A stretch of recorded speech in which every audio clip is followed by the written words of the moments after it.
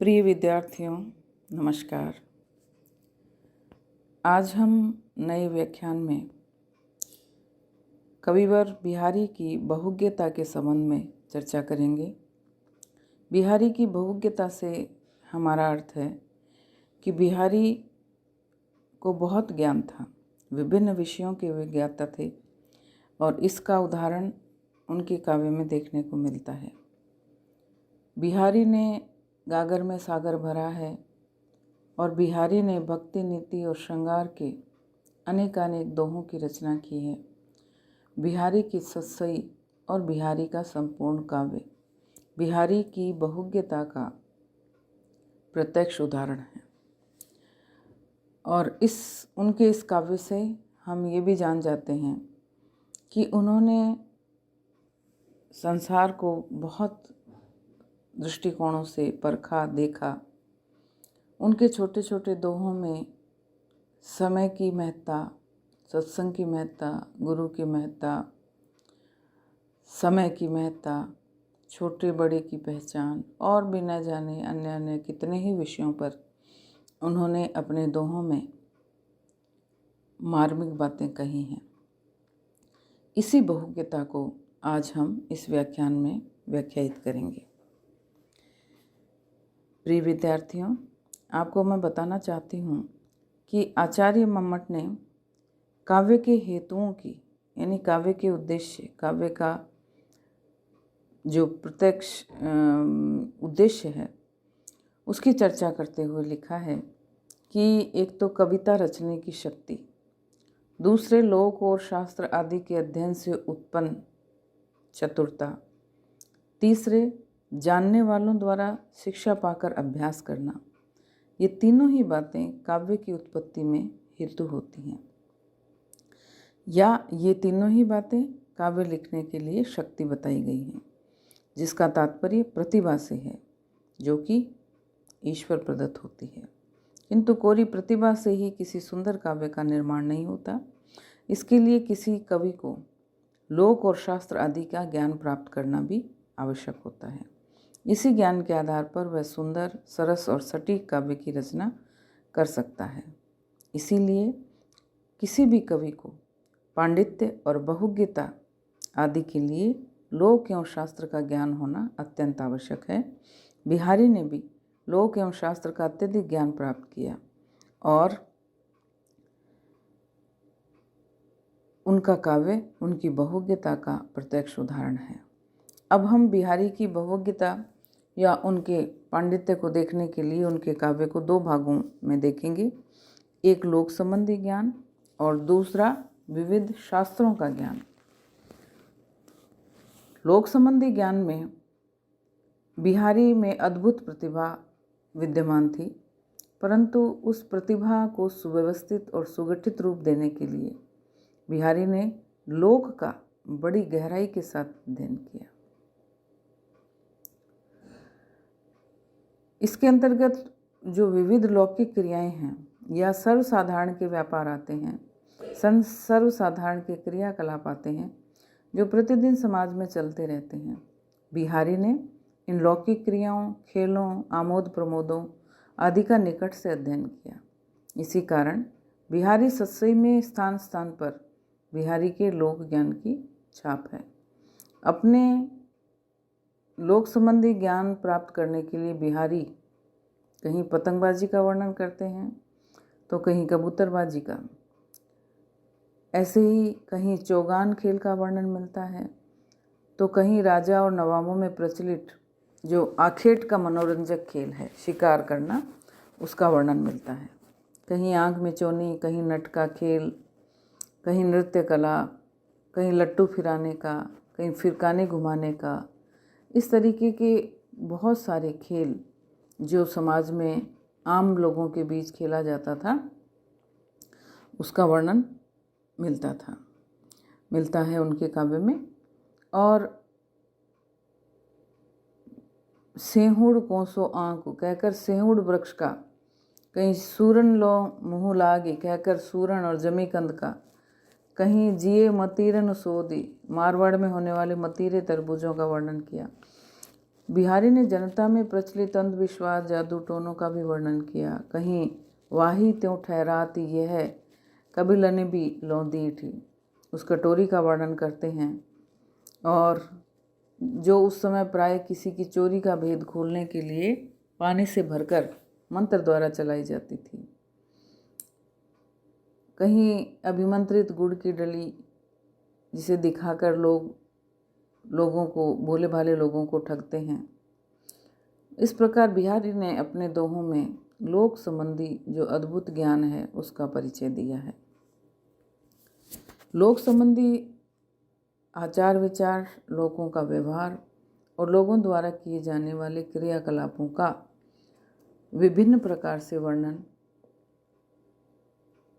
बिहारी के काव्य में, उनके दोहों में मिलता है।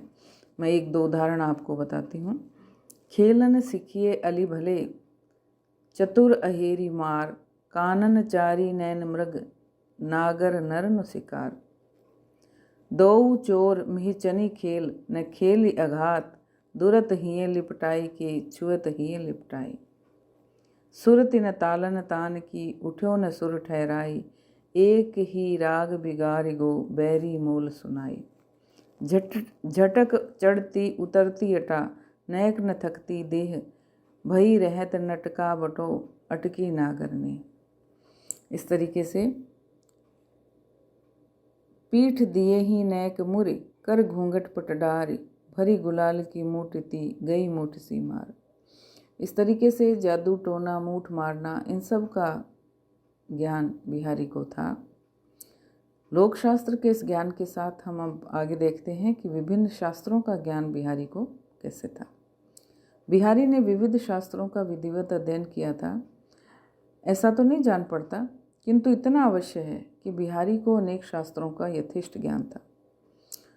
उन्होंने ज्योतिष संबंधी विशद ज्ञान प्राप्त किया था और अन्य शास्त्रों संबंधी भी ज्ञान था।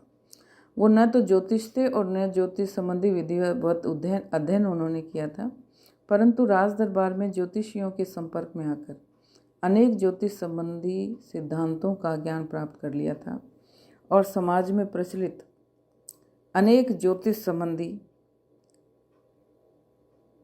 बातों को उन्होंने हृदयंगम किया और काव्य में उनका प्रयोग किया। बिहारी की प्रखर बुद्धि ने ज्योतिष की ऐसी अनेक मान्यताओं को ग्रहण करके कविता में उनका ऐसा वर्णन किया जो उनके ज्योतिष संबंधी विशद ज्ञान का द्योतक है।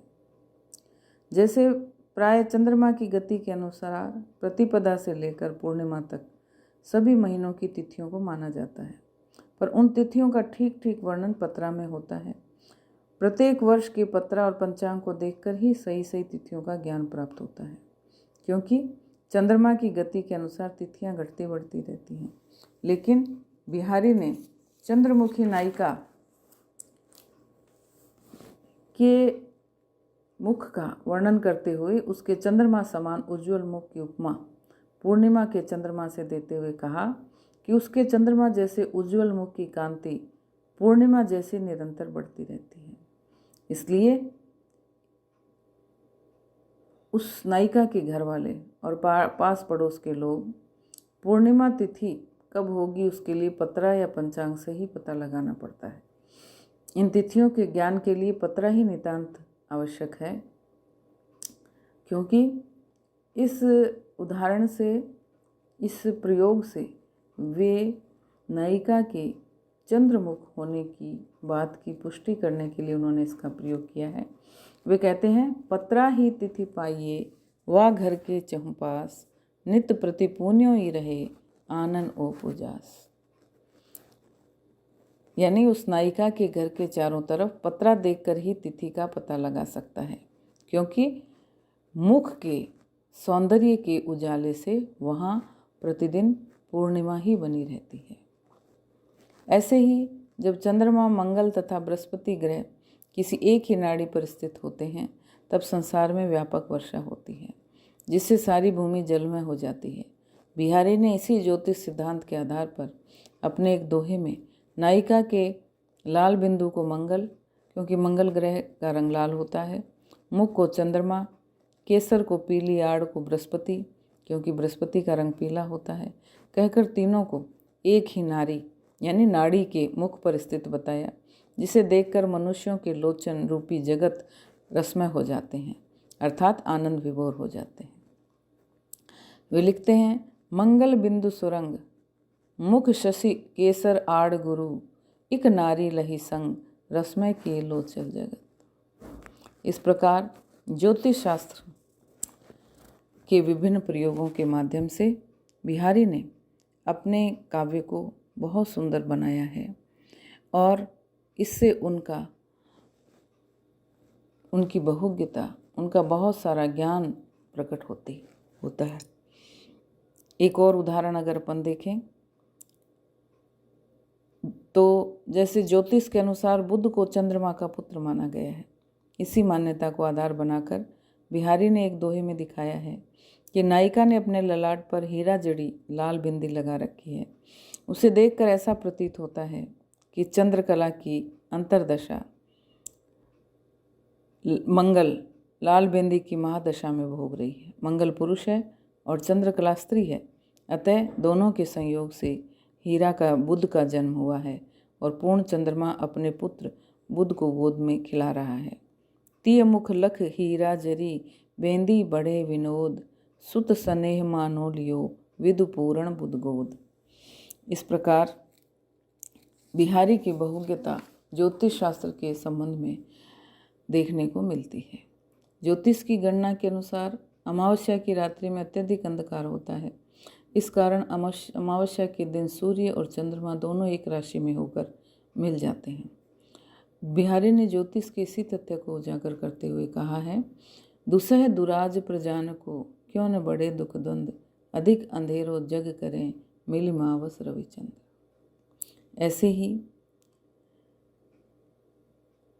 जब मंगल शनि राहु आदि क्रूर खोटे ग्रह किसी व्यक्ति को कष्ट पहुंचाते हैं, तब ज्योतिष लोग उस व्यक्ति को जप करने, दान करने और किसी प्रकार के अन्य अनुष्ठान करने की राय देते हैं। संसार में यही होता है कि जब अच्छे ग्रह रहते हैं तब कोई कुछ नहीं करता, परंतु खोटे ग्रहों का जब प्रभाव होता है तब व्यक्ति नाना प्रकार के उपाय करते हैं। कवि ने इन्हें भी इस प्रकार प्रकट किया है कि बसे बुराई जा सुतन, ताही को सम्मान, भलो भलो कह चोड़िए, खोटे ग्रह जप जाओ, खोटे ग्रह जप दान।